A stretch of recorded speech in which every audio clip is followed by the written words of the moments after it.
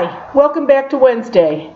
This letter, which is a little long, so I'll pick and choose little paragraphs out of it, is from Lindsay in Alabama. I heard you mention a few times that chronic ear, nose, and throat problems in children could be a sign of ghosts around them. My children, both of them, suffer constantly from these issues.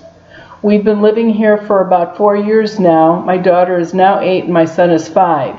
Since we moved into our home, both of my children have had non-stop ear, nose, and throat problems.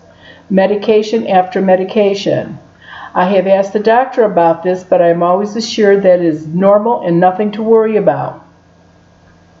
My daughter, who was 4 at the time, told me that she saw a young boy standing at the end of my bed and that he looked normal, except that it looked like his face was drawn on. That freaked me out, but I figured kids will be kids, and I sort of blew it off. Just behind our house is a small building that I assume was a butler's or a maid's quarters. It's a simple one-room wooden house with one window, a mantel, and a fireplace. We've always just used it for storage and toys. After my son, who was about 3 at the time, was outside riding his tricycle, my husband was grilling. He rode up to my husband and told him that Daniel told him to stay out of the storage house because the house belonged to him.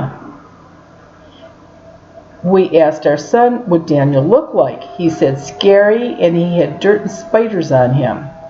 My husband, who was a total non-believer, was visibly shaken by this. I do believe this, but I was shaken too. However, my son was 3, and I understand that children can make things up. My husband wanted to know who Daniel was because he thought I was having a friend over while he was at work. My daughter was scared of her bedroom and refused to sleep up there until about a year ago. She will sometimes tell me that she hears her closet doors open and noises in the playroom.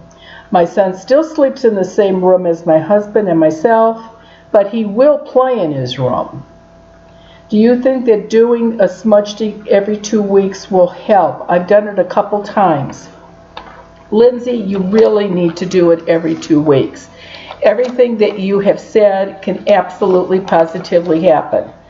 And the boy that your daughter saw is probably still there. He's probably getting ready to leave because your children are getting older every day and he does not. However, once he goes, your son may actually feel better in his room. The man, I'll bet you he's got a firm hold on the place. It sounds to me like he may have been there maybe from the beginning, and you're probably right. That probably was some kind of quarters for a butler or a maid. You need to smudge. When you've got children in the house with these kind of problems, hit and miss isn't going to work. You have got to smudge every 2 weeks. And smudge that storage little building too, especially if the kids go in there. You don't want them walking in and, being confronted by some ghost man in there. I think it's cute that your son said he was all dirty and had spiders on him, because that would be something scary that a 3-year-old would say. I think that you're going to see by yourself that if you smudge every 2 weeks that the kids will be healthier and you won't have the problem. And seriously, that'll answer your own question. This one is from Michigan and Nicole. Dear Marianne, we watch your video on earthbound spirits being rampant in hospitals and dentist offices. I work for a chiropractic clinic with a doctor who is very busy, but on top of that, she also has a very healing and loving energy. We are always having issues with our electronics. Our brand new Wi-Fi router, which replaced the old one that was not working, is always dropping signal. We have had 2 brand new heart rate monitors stop working, which the company says has never happened before and cannot explain. The computers will randomly freeze, as well as the receptionist's cell phone and computer clock running fast despite our tech company resetting them multiple times, and the phones in our office, which are less than 3 years old, will have trouble allowing us to hear people who call in, And we're also having trouble calling out at times. I've spoken with our phone carrier and our tech company, both of which cannot explain our issues. They joke that our office is cursed. I wanted to see if these were signs of earthbound spirits. The doctors and myself randomly will get headaches, feel exhausted and tired before we even start. We always contribute this to the amount of patients that we are seeing. Do you believe this to be potentially earthbound spirits, or could this be due to all the energy we deal with when our clients are in the office? You do have a lot of energy in the office from your patients. And yes, that would be a draw for earthbound spirits, absolutely. And everything that you said, an earthbound spirit can do. And again, the only thing I can tell you is you've got to smudge. I picked on, as somebody said, I picked on them. I picked on hospitals and dentist offices, emergency rooms at hospitals, because that seems to be the highest place where there is the most earthbound spirits. But any medical practice, any at all, was going to have spirits. And again, you don't know if these are office spirits, if they come in and out with some of your clients, that's all a possibility. When the place is empty, maybe on a weekend, the last patient leaves, smudge. In your case, I would do it at least every 7 to 10 days. I wouldn't wait for 2 weeks because you constantly have patients coming in and out. But I think you will see a huge, huge difference if you do that. She has one last question. If someone has Alzheimer's or dementia when they die, do they still have it as an earthbound spirit? If so, how do they know to cross over? Yes, they still do have their dementia or their Alzheimer's, but somebody that has, from the light, come and get them.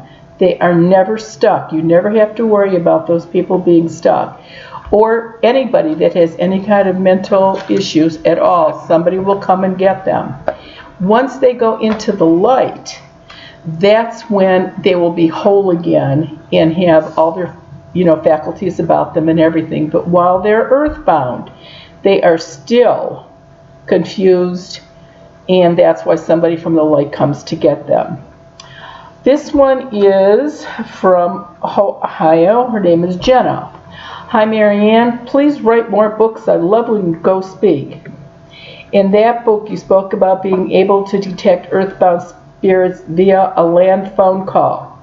How does this work for you? I don't know. All I know is that before I realized, or I started seeing them over the phone, that I was going to a lot of houses with absolutely nothing in them because somebody watched something on TV or the Amityville house or something like that. And of course, if it's happening on TV, then it must be happening in my house. So I got aggravated, and when I finally got a call a couple weeks after that, I started being able to see in the house. I can tell from a cell phone, it does not have to be a landline, but the call has to be made from inside where you think the problem is. It does not have to be plugged in. My problem with cell phones is that when I call people back, they're never home. And I need to talk to you from the house. So that's the thing with the cell phones. If you travel, do you visit any historical sites? Who was the oldest dated earthbound spirit you have encountered so far? I ran into one of William Shakespeare's twins, which I didn't even know he had twins. But I ran into his daughter, and she had come over, as she said, on the boat across the pond with a manuscript of his, a leather-bound manuscript. Was I ever able to learn anything historically important? I think I have, but how would I ever prove it? And that's the problem. The one thing that was really cool, though, is I did a resort in St. Lucia, and there was a pirate ghost that was walking around there that was talking about a treasure chest full of green stones and red stones. And I don't know if the owner of the resort actually, because it was hundreds and hundreds of years ago, and of course the landscape changes. So I don't know if he was planning on getting some kind of a air vehicle that did something and could see stuff under the ground. I don't know if he ever did or not. And sometimes when people find things like that, they really want to keep it private. That's fine. So thank you, Jenna, and she was from Youngstown, Ohio. The last one came in was from a Nancy in Maryland, and this is sort of interesting. Before I read this, though, I'm going to tell you tomorrow is Thanksgiving. Have a blessed and a wonderful Thanksgiving, and I will be back next Wednesday, but I have to read this letter because Ted's going to take care of this one. Dear Marianne and Ted, thanks so much for creating the videos. Now when I read your books, I can hear your voice. My question is for Ted. Ted, when Marianne told you about her special gift, did you believe her or question her sanity? And how has her gift changed your life and your belief system? Okay, this is the first time he's hearing these questions, so... Well, I get all the tough ones. There you go. I had no reason to really doubt. I was sort of young. I was only 21 years old. It was just sort of sprung on me. I don't know. I had no reason to doubt her, and as it's gone over 51 years, I guess it sort of proved itself out that she is right and she does what she says she does. Changing my life, maybe not so much. I think we are what we are, and I've just been glad I've had Marianne for my wife and my best friend, because that was the important thing out of this whole lesson that we've learned. Goes both ways. Everybody, that's just another thing for us to be thankful for Thanksgiving tomorrow. So have a great day tomorrow, and we'll talk next week.